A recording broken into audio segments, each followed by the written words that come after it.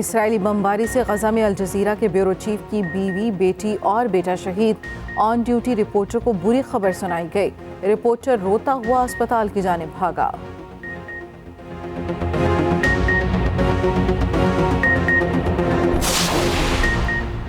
गजा के अस्पतालों में काम बंद, सेहत का निज़ाम मुकम्मल गैर फाल, हज़ारों जिंदगियां दांव पर, सैकड़ों अफराद वेंटिलेटर्स पर, बचने की उम्मीदें तकरीबन खत्म। 20 नौमालूद बच्चे इंक्यूबेटर पर मौजूद।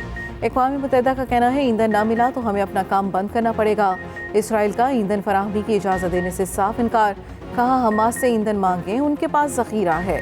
9 अक्टूबर से गजा में बिजली, पानी और ईंधन की फराहमी रोक रखी है। गजा में इमदादी सामान के 20 में से सिर्फ 8 ट्रक ही आ सके।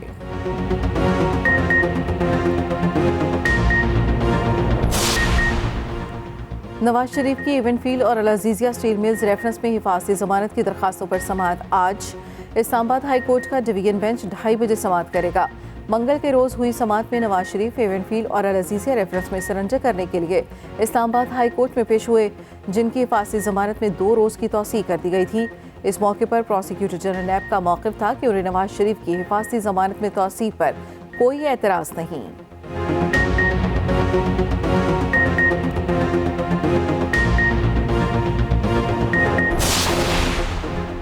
जस्टिस काजी फाइज ईसा के खिलाफ रेफरेंस मैंने नहीं भेजा था। रेफरेंस वज़ीर आज़म हाउस से आया था। बाद में साबिक वज़ीर आज़म ने कह दिया था वो रेफरेंस देना ही नहीं चाहते थे। चेयरमैन PTI से पूछें उन्हें किसने कहा था। सदर मुमलिकत आरिफ अलवी का कहना है वानिस सदर में ना होता तो जेल में होता। चेयरमैन PTI आज भी मेरे लीडर हैं। यकीन नहीं इलेक्शन जनवरी के आखिर में भी होंगे। मुल्क में होता तो इलेक्शन तरमीमी बिल पर दस्तखत न करता। इलेक्शन एक्ट में तरमीम आइन के खिलाफ है।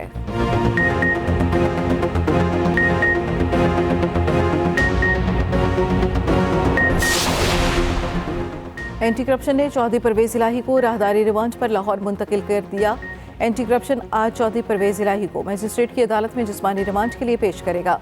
चौधरी परवेज इलाही पर खिलाफ कानून तकरीरियों का केस है।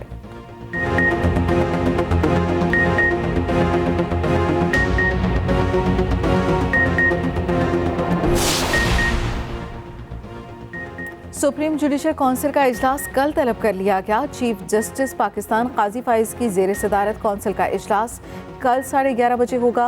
इजलास में जजेस के खिलाफ जेर इल्तिवा शिकायत का जायजा लिया जाएगा। इजलास में justice Sardar Tariq Masood, justice Ijazul Ahsan, chief justice Lahore high court, chief justice Balochistan high court बतौर मेंबर शिरकत करेंगे। जस्टिस मुजाहिर नकवी के खिलाफ शिकायत पर जस्टिस सरदार तारिक मसूद अपनी राय काउंसिल को भिजवा चुके हैं।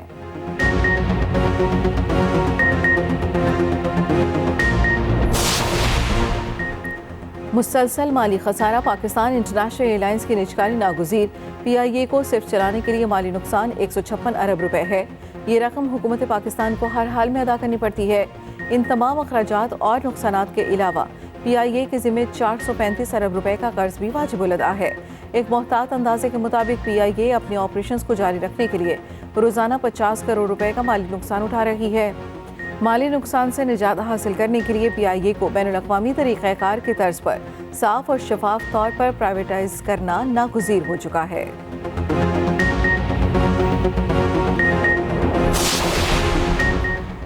नूरियाबाद पावर प्लांट के साबिक वज़ीर आला सिंध मुराद अली शाह इस्लामाबाद के एहतसाब अदालत में पेश।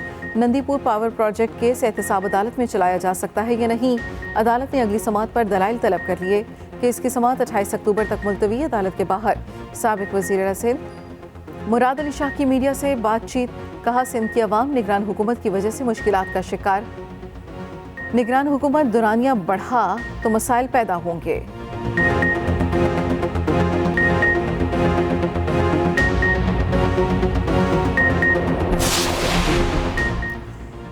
इस्तेहकाम पाकिस्तान पार्टी को इंतखाबी निशान देने का मामला। इलेक्शन कमीशन कुछ देर में फैसला सुनाएगा। इस्तेहकाम पाकिस्तान पार्टी ने उक़ाब का निशान मांग रखा है। इलेक्शन कमीशन की जानिब से अब्दुल हलीम खान को नोटिस जारी किया गया है।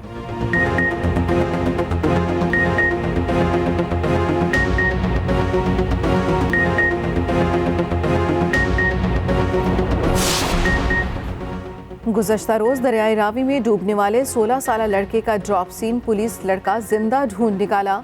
वालिदैन लड़के को अब्दुल हकीम में मदरसे में पढ़ने के लिए भेजना चाहते थे। लड़के ने मदरसे में ना जाने के लिए डूबने का drama रचाया।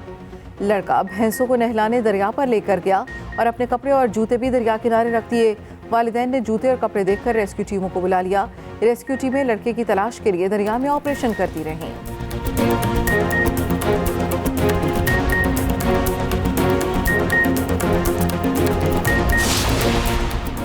Para Asian games Pakistan ने गोल्ड मेडल जीत लिया। पाकिस्तान के हैदर अली ने डिस्कस थ्रो में गोल्ड मेडल अपने नाम किया। पैरा एशियन गेम्स के मुकाबले योंग्स में जारी। हैदर अली ने 53.20 मीटर डिस्कस फेंकी। पैरा एशियन गेम्स में पाकिस्तान के 11 एथलीट्स शरीक हैं।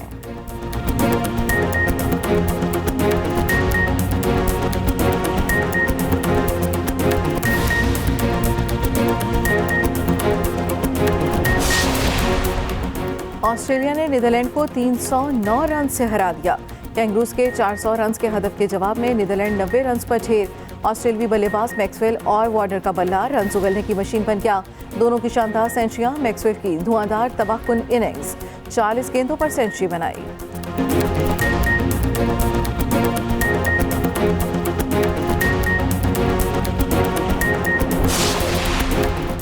और पाकिस्तान का अगला इम्तिहान कल जनूबी अफ्रीका की मजबूत टीम से टकरा होगा।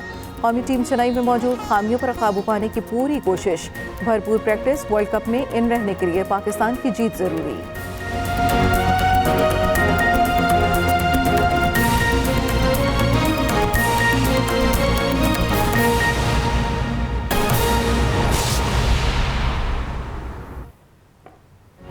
हेडलाइंस आपने जानी, चंद अहम खबरें और उनकी तफसील। नवाज शरीफ की इवेंटफील्ड और अल अजीज़िया स्टील मिल्स रेफरेंस में हिफाजती जमानत की दरखास्तों पर समाअत आज।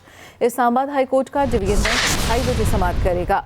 मंगल के रोज़ हुई समाअत में नवाज शरीफ इवेंटफील्ड और अल अजीज़िया रेफरेंस में सरेंडर करने के लिए इस्लामाबाद हाई कोर्ट में पेश हुए, जिनकी हिफाजती जमानत में 2 रोज़ की तौसीह कर दी गई थी। नवाज शरीफ की इवेंटफील्ड और अल अजीज़िया स्टील मिल्स रेफरेंस में हिफाजती जमानत की दरखास्तों पर समाअत आज होगी। इस्लामाबाद हाई कोर्ट का डिवीजन बेंच 2:30 बजे समाअत करेगा। मंगल के रोज़ हुई समाअत में नवाज शरीफ इवेंटफील्ड और अल अजीज़िया रेफरेंस में सरेंडर करने के लिए इस्लामाबाद हाई कोर्ट में पेश हुए, जिनकी हिफाजती जमानत में 2 रोज़ की तौसीह कर दी गई थी।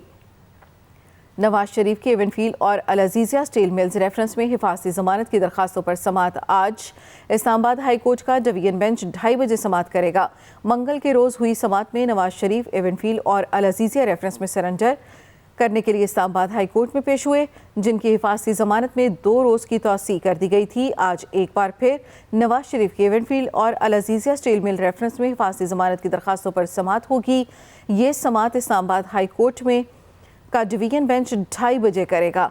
मंगल के रोज़ हुई समाअत में नवाज शरीफ इवेंटफील्ड और अल अजीज़िया रेफरेंस में सरेंडर करने के लिए इस्लामाबाद हाई कोर्ट में पेश हुए थे। सुप्रीम जुडिशल काउंसिल का इजलास कल तलब कर लिया गया। चीफ जस्टिस काजी फाइज की ज़ेर सदारत काउंसिल का इजलास कल 11:30 बजे होगा। इजलास में जजेस के खिलाफ ज़ेर इल्तवा शिकायत का जायजा लिया जाएगा। जस्टिस मुजाहिर नकवी के खिलाफ शिकायत पर जस्टिस सरदार तारिक मसूद अपनी राय काउंसिल को अरसाल कर चुके हैं। इसी बारे में मज़ीद तफसील जानेंगे अपने नुमाइंदे जहांसेब अब्बासी से। अपडेट कीजिएगा जहांसेब। नबीला, जुडिशल कौंसिल जो कि आला अदलिया के जज साहिबान की शिकायत सुनने का फोरम है, उसने एक अहम इजलास को तलब किया है। कल चीफ जस्टिस काजी फायजीसा की ज़ेर सदारत सुप्रीम जुडिशल कौंसिल का इजलास 11:30 बजे होने जा रहा है। इस इजलास में chief justice Lahore high court Amir Bhatti, chief justice Balochistan high court भी शिरकत करेंगे। इसके अलावा जस्टिस इजाजुल एहसन और जस्टिस सरदार तारिक मसूद भी सुप्रीम जुडिशल कौंसिल के मेंबर की हैसियत से शरीक होंगे। तमाम शिकायत का जायजा लिया जाएगा और बिलखसूस हालिया अरसे में हमने देखा कि जस्टिस मुजाहिद अली अकबर नकवी के खिलाफ भी कुछ शिकायत सुप्रीम जुडिशल कौंसिल भेजी गई थी। उन शिकायत पर जस्टिस सरदार तारिक मसूद से लीगल ओपिनियन मांगा गया। वो को कानूनी राय जस्टिस सरदार तारिक मसूद दे चुके हैं। तो अब ये बहुत अहम मामला है। आला अदलिया में जज साहिबान की शिकायत के लिए कि कौंसिल का इजलास बुलाया गया है। इसमें तमाम शिकायत का जायजा लिया जाएगा और फिर उसके बाद ये तयन होगा कि कौन कौन से ऐसे जजिस के खिलाफ शिकायत हैं जो इस काबिल हैं जिसको सुना जाए, जिस पे ऊपर कार्रवाई आगे बढ़ाई जाए। हमने माजी में देखा कि साबिक जो मौजूदा चीफ जस्टिस हैं काजी फायजी साहब, उनके खिलाफ सदारती रेफरेंस आया, कौंसिल में इजलास हुआ तो उस कौंसिल प्रोसीडिंग को उन्होंने ओपन कोर्ट में चैलेंज कर दिया। तो ये एक मिसाल भी मिलती है कि अगर किसी जज के खिलाफ कोई कंप्लेंट आए और उसके ऊपर कौंसिल कार्रवाई करे तो वो जज उस प्रोसीडिंग को ओपन कोर्ट में चैलेंज भी कर सकता है। मिसाल के तौर पे अगर जस्टिस मुज़ाहिर अली अकबर नकवी के खिलाफ सुप्रीम जुडिशल काउंसिल प्रोसीडिंग आगे बढ़ाती है तो उनके पास ये इख्तियार भी होगा कि वो खुली अदालत में इसको चैलेंज करके जो है वो इसका सामना कर सकते हैं। जी बहुत शुक्रिया जहां ज़ेब अब्बासी अपडेट करने के लिए।